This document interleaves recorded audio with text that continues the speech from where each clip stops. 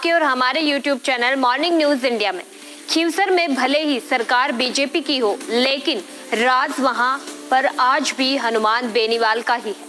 वो कहते हैं ना कि अपनी डफली अपना राग, यानी कि पार्टी की यहाँ से जीत जरूर हुई है, लेकिन खींवसर की जनता का दुख हरने के लिए हमेशा हनुमान बेनीवाल ही संकट मोचन बनकर सामने आते हैं। ऐसा ही इस बार उन्होंने किया और अपने इस कदम से एक बार फिर न केवल वे सबके बीच हीरो नंबर 1 बन गए हैं, बल्कि अपने विरोधियों को नाकू चने चबा दिए हैं। दरअसल हनुमान बेनीवाल अपनों के बीच जाते हुए कभी नहीं कतराते। उनके समर्थकों को जब भी बेनीवाल की जरूरत होती है तब वो वहां पर पहुंच ही जाते हैं। हालांकि यहां पर हाल ही में हुए उपचुनाव में जीत बीजेपी की हुई है, लेकिन जनता की सहायता के लिए अभी भी हनुमान बेनीवाल ही सामने आते हैं। वो कितना भी खुद को इस क्षेत्र से दूर रखने की कोशिश करें, लेकिन उनके समर्थकों के बिगड़े हुए कामों का जिम्मा जैसे बेनीवाल ने ही ले लिया हो। इसके बाद वे सोई हुई सरकार की भी परवाह नहीं करते हैं। बेनीवाल चुनाव के बाद एक बार फिर से एक्टिव दिखाई दे रहे हैं।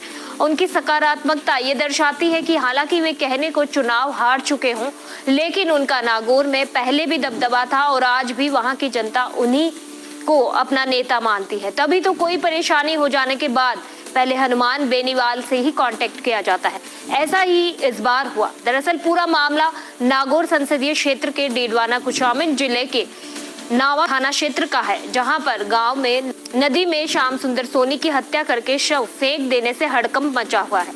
अब इस मामले को बेनीवाल ने अपने हाथों में लेते हुए ट्वीट किया है कि नागौर संसदीय क्षेत्र में डीडवाना कुचामन जिले के नावा थाना क्षेत्र में स्थित मिंडा गांव में नदी में श्याम सुंदर सोनी की हत्या करके शव फेंक देने की जानकारी संज्ञान में आई है। मैंने डीडवाना कुचामन जिले के पुलिस अधीक्षक से दूरभाष पर वार्ता करके प्रकरण का शीघ्रता से खुलासा करके आरोपियों की गिरफ्तारी करने और मृतकों के परिजनों को सरकारी आर्थिक सहायता दिलवाने के निर्देश दिए हैं।